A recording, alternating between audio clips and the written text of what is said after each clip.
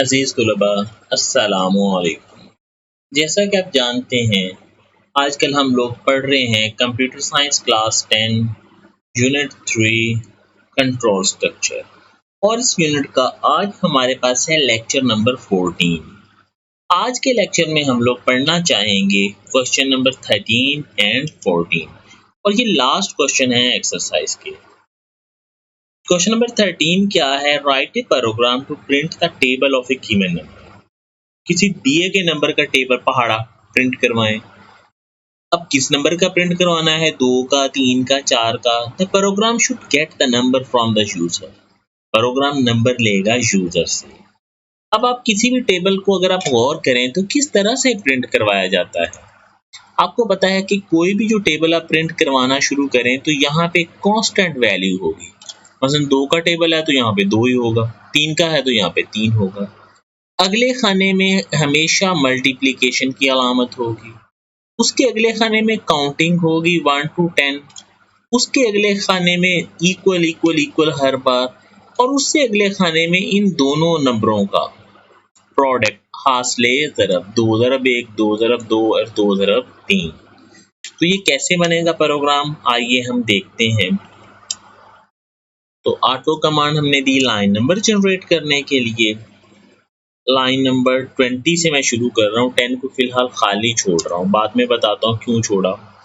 For n is equal to 1 to 10 print.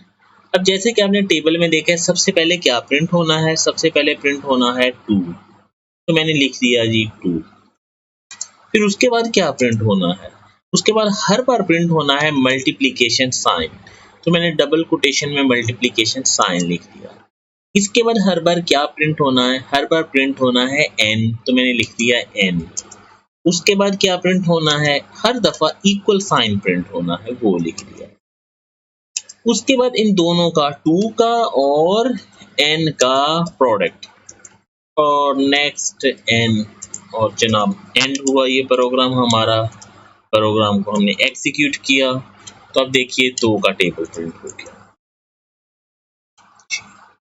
बहुत ही simple सा programme था, हमने लूप चलाया 1 से 10 तक। बस अगली लाइन आपने थोड़ी ध्यान से लिखनी है, वो भी अगर आपके जहन में टेबल हो कि कैसे, तो आपको पता है पहले जिस नंबर का टेबल है वो, फिर ज़रब का निशान, फिर n 1 से लेके 10 तक, फिर बराबर का निशान, और फिर इन दोनों का हासिल ज़रब। अब ये गौर करें, अगर मुझे 3 का टेबल प्रिंट करवाना है तो मुझे क्या करना है?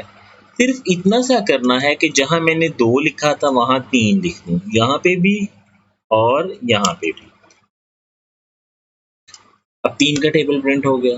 4 का करवाना हो तो यहाँ पे 4 लिख दूंगा।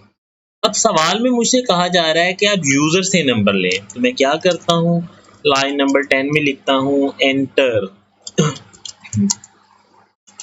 वैल्यू फॉर टेबल, और इसे किसी वेरिएबल t में स्टोर करवा लिया। और उसके बाद लाइन नंबर 30 में जहां हमने 3 लिखा था वहां पे लिख देते हैं t, ताकि t का टेबल जो है वो प्रिंट हो सके। अब यूजर से डिमांड की जाएगा कि कोई नंबर लिखें। यूजर अगर 2 लिखेगा तो 2 का टेबल प्रिंट हो जाएगा। दोबारा चलाएं, 3 लिखेगा तो 3 का टेबल प्रिंट हो जाएगा, 4 लिखेगा तो 4 का, 5 लिखेगा तो 5 का। तो ये हमारा एक प्रोग्राम बन गया, जिसमें सबसे पहले हमने एक नंबर इनपुट करवाया, फिर हमने लूप बनाई 1 to 10। लूप के अंदर हमने एक सिंगल लाइन लिखी है टेबल प्रिंट करवाने के लिए, और ये लूप एग्जीक्यूट करवा दो, और ये प्रोग्राम चलना शुरू। तो इसका आंसर आप नोट्स से भी देख सकते हैं, यहाँ पे भी आपको समझ आ गया होगा।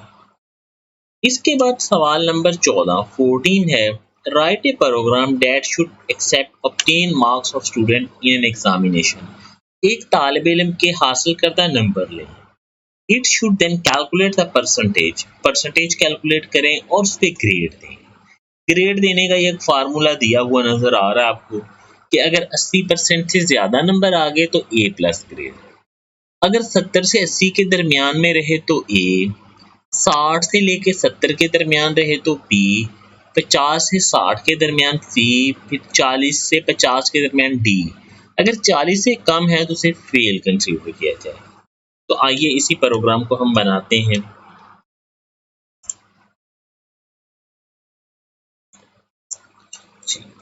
तो सबसे पहले हमें ऑब्टेन मार्क्स इनपुट करवाने हैं।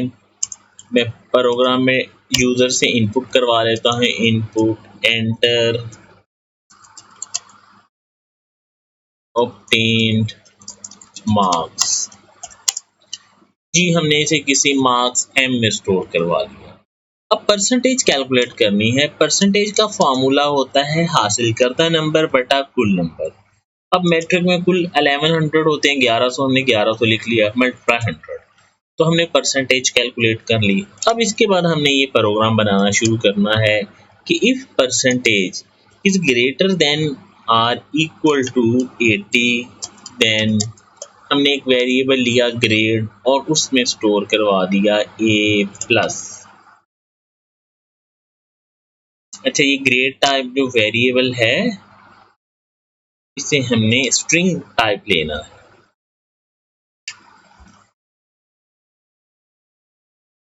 A+ हो गया और इसके साथ ही प्रोग्राम लाजमी तौर पे एंड हो जाना चाहिए, आगे तो नहीं जाना चाहिए।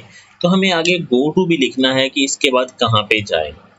Then this and go to. अब वो हमें बाद में देखना पड़ेगा कि कहाँ पे जाके खत्म हो रहा है। If percentage is greater than or equal to 70,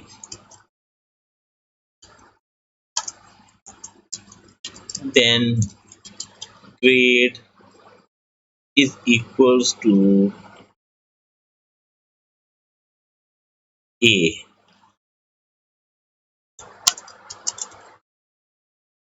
Go to. If percentage is greater than or equal to 60, then grade is equals to B and go to. If percentage is greater than or equal to 50, then grade is equals to C. Go to. If percentage is greater than or equal to 40, then grade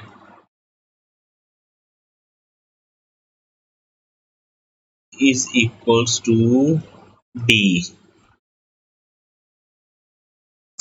Else grade is equals to F। और निचली line में हमने print करवा दिया student grade is grade $, और ये and हो गया। अब इसके साथ हमने पिछली लाइनों में तब्दीलियां भी करनी है, क्योंकि हम प्रिंट करवा रहे हैं 80 नंबर लाइन में, तो 30 वाले को भी 80 पे आना चाहिए। Then go to 80। 40 number line को भी 80 पे ही आना है। एडिट 50 नंबर लाइन वाले को भी 80 पे ही आना है। एडिट 60।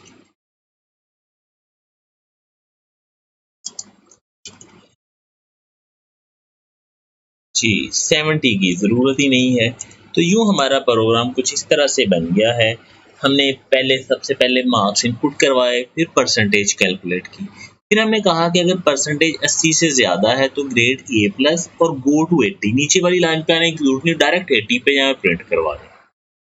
अगली लाइन में लिखा है if percentage is greater than 70 then grade A और फिर गो टू 80। इस तरह 60 वाला, 50 वाला, 40 वाला और उसके बाद 80 नंबर लाइन। अब इस प्रोग्राम को हम एग्जीक्यूट करें। ये कॉमा रह गया था, एग्जीक्यूट किया। फर्ज कीजिए एक बच्चे ने 1100 से में से लिए हैं 800 नंबर, तो उसका ग्रेड A प्रिंट हो गया। एक बच्चे ने 1100 में से लिए 1050, तो उसका ग्रेड A+ प्रिंट हो गया। एक बच्चे ने लिए हैं 950, तो ग्रेड A+ है। एक बच्चे ने लिए हैं 750, तो उसका ग्रेड B है। एक स्टूडेंट ने लिए हैं 660, तो ग्रेड B है। एक बच्चे ने लिए हैं 500, तो ग्रेड D है। और एक बच्चे ने लिए हैं 400, तो वो फेल है। F ग्रेड के साथ। तो इस तरह से आपने इस प्रोग्राम को बनाना है। मुश्किल लग रहा होगा लेकिन है बहुत आसान। एक ही लाइन है, उसी को हम कॉपी करके अगली अगली लाइन में लिखे जा रहे हैं। फ़र्क सिर्फ वो ग्रेड वाली लाइन का पड़ रहा है, A+, A, B, C, D वगैरह, और कोई भी फ़र्क नहीं है। तो इसको भी आप नोट्स से कंसल्ट कर सकते हैं। तो आज के लेसन में आपके पास ये 2 प्रोग्राम थे। बस इतना ही आपने कर लेना है। अपना ख्याल रखिएगा। अल्लाह